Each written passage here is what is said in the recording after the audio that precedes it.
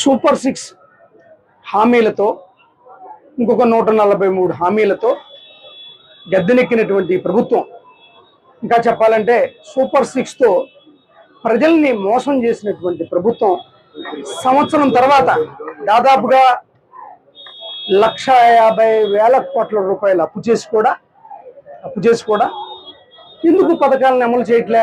ఇది ప్రజల్ని మోసం చేయటం, అంటే ప్రజలకి వెన్నుపోటు పొడవటం. తెలుగుదేశం పార్టీకి, రామారావు గారికి వెన్నుపోటు ఏ విధంగా పొడిచారో ఈవేళ ప్రజలకు కూడా వెన్నుపోటు పొడిచారు సూపర్ 6 తోటి, సూపర్ 6 హామీలతోటి. జగన్మోహన్ రెడ్డి గారిని ఏమన్నారు? ఒకే ఒక్క ఛాన్స్ అని చెప్పి ప్రజలను మోసం చేశాడా? ఎన్నికల మేనిఫెస్టో ఏది ఇచ్చామో దానికి మించి చేశాం. ఈ 5 సంవత్సరాల్లో 10 లక్షల కోట్ల రూపాయలు బడ్జెట్ అనుకుంటే రమారమిగా 4 లక్షల కోట్ల రూపాయలు డైరెక్ట్గా పబ్లిక్కే వాళ్ళ అకౌంట్లో కావచ్చు, వాళ్ళకి సంబంధించి ఇళ్ల పట్టాలు కానీ ఇంకోటి కానీ కావచ్చు. అంటే దాదాపుగా 2 సంవత్సరాల బడ్జెట్ని నేరుగా ఎన్నికల హామీలకు కట్టుబడి, రాజ్యాంగ విలువలకు కట్టుబడి, ప్రజలకు ఏమిస్తామో అన్న దాని మీద నిలబడి జగన్మోహన్ రెడ్డి గారు చేశారు. దీన్ని చూసిన ప్రజలు ఆహా ఇలా చేయొచ్చా, ఇలా చేస్తారేమో అని ఎప్పుడూ వెన్నుపోటు పొడిసే చంద్రబాబు నాయుడు గారిని, కూటమిని నమ్మారు. మరి నమ్మిన తర్వాత చేయాలి కదా. సంవత్సర కాలం పాటు చేయట్లేదు, ఈ సంవత్సరంలో చేయలేదు. బాధ్యత కలిగినటువంటి ప్రతిపక్ష పార్టీగా ఈ డిమాండ్ ఖచ్చితంగా మేము చేస్తాం. ఈ సాధించే వరకు కూడా మేము, అమలు చేసే వరకు కూడా మేము పోరాటం చేస్తాం. హామీలు ఇవ్వటం కాదు, ఒక్క ఛాన్స్కి ఇంత చేసాం మేము చేసిన దాన్ని వేటిని మేము తొలగించాం, అదనంగా చేస్తామని చెప్పి అమాయకమైనటువంటి ప్రజల్ని నమ్మించి ఓట్లు వేయించుకొని వాళ్ళకి వెన్నుపోటు పొడిచారు. ఇంతకుముందు ప్రజల్ని ఏమన్నారు?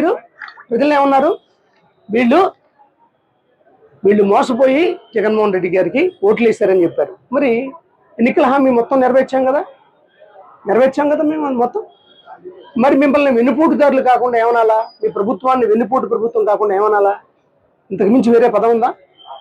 ఖచ్చితంగా విజ్ఞులైన ప్రజలు గమనిస్తున్నారు, తగిన శాస్తి బుద్ధి చెప్తారని తెలియజేస్తారు. లేని విధంగా మీరు పరిపాలన చేస్తారు కాబట్టి మిమ్మల్ని నేను 6 క్వశ్చన్లు అడుగుతున్నాను. ఈ 6 క్వశ్చన్లకి మీరు నిజాయితీగా సమాధానం చెప్పాలని తెలుగుదేశం ప్రభుత్వం అడుగుతున్నాను. మొదటి క్వశ్చన్, సూపర్ 6 అనే పదము మీ నోట్లోంచి వచ్చింది కాదా? ప్రజలు ఏమైనా సూపర్ 6 అడిగారా? మీరే ఇస్తా అని చెప్పారా? నాకు 45 ఏళ్ల చరిత్ర ఉంది, అనుభవం ఉంది. ముఖ్యమంత్రిగా, ప్రతిపక్ష నాయకుడిగా ప్రజలకు ఏది కావాలంటే అది చేస్తానని చెప్పి సూపర్ 6 ఇచ్చిన మాటను మీరు ఎందుకు మాట తప్పుతున్నారో అడుగుతున్నారు. రెండవ ప్రశ్న, ఈ సూపర్ 6తో పాటు సుమారు 143 హామీలు ఇచ్చారు. ప్రజాగలం పేరుతో పార్టీ మేనిఫెస్టో తయారు చేసి 143 హామీలు ఇచ్చారు. ఆ హామీలు ఎక్కడా అని అడుగుతున్నా, ఆ హామీలు అమలు ఎక్కడా అని అడుగుతున్నా. ఇది మీరు మాట తప్పడం కాదా? మూడో ప్రశ్న, గత ప్రభుత్వం వైఎస్ఆర్ కాంగ్రెస్ పార్టీ ప్రభుత్వం ఉన్నప్పుడు, మీరు ప్రతిపక్షంలో ఉన్నప్పుడు ఎన్నికల వేళ మీరు చెప్పిన మాట, జగన్మోహన్ రెడ్డి గారి సంక్షేమ పథకాలు ఒక్కటి కూడా తీసివేయం, దానికి మిన్నగా పరిపాలన చేస్తాం, సంక్షేమ పథకాలతో పాటు అభివృద్ధి చేస్తాం, మమ్మల్ని నమ్మండి అని చెప్పిన మాట చంద్రబాబు నాయుడు గారు, ఆ మాట ఏమైంది? ఆ సమయంలో జగన్మోహన్ రెడ్డి గారి కన్నా ఎక్కువ సంక్షేమ పథకాలను ఇస్తాంతో పాటు వాలంటీర్లను కంటిన్యూ చేస్తాం, ప్రతి ఒక్కరిని సచివాలయ సిబ్బందిని కంటిన్యూ చేస్తాం అని చెప్పిన మాట ఏమైంది చంద్రబాబు నాయుడు గారు? తెలుగుదేశం పార్టీ అని చెప్పండి.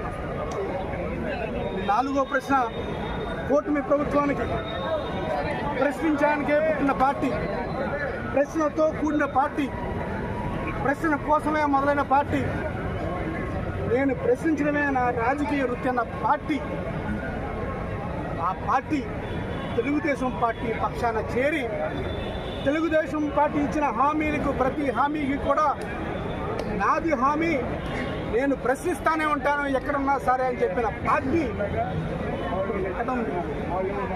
ఏం ప్రజలకు సమాధానం చెప్తారు? ఏమని చెప్తారు? హామీ ఇచ్చింది తెలుగుదేశం జనసేన కాదా?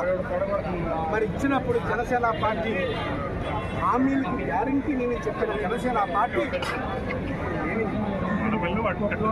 గతంలో వైఎస్ఆర్ కాంగ్రెస్ పార్టీ ప్రభుత్వం ఉన్నప్పుడు కాపుల మీద తుని రైల్వే ఘటనలో కేసులన్నీ తీసేసి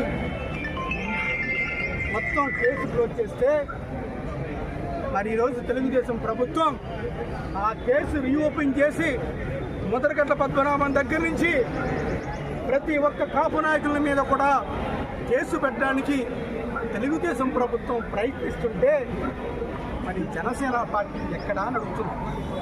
నిన్ను నమ్మి నీకు భుజాన్ని వేసుకున్నారు కదా, నువ్వు ప్రశ్నించే పార్టీ కదా, నువ్వు ప్రశ్నించే పార్టీతోటి మరి సొంత సామాజిక వర్గం బాగుండాలి కదా, మరి కనీసం సొంత సామాజిక వర్గం కూడా న్యాయం చేయలేకపోతున్న పవన్ కళ్యాణ్ గారు ఎక్కడ?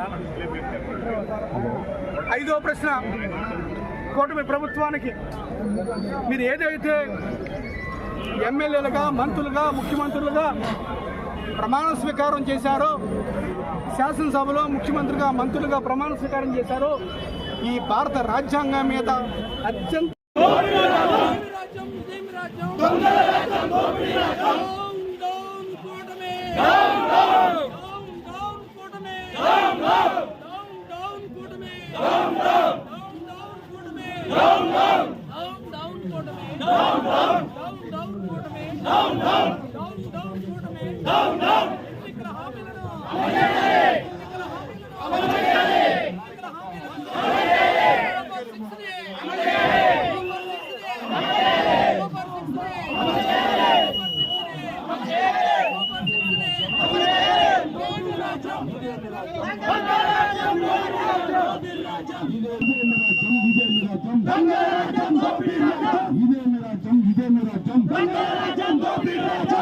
డౌన్ కూటమి.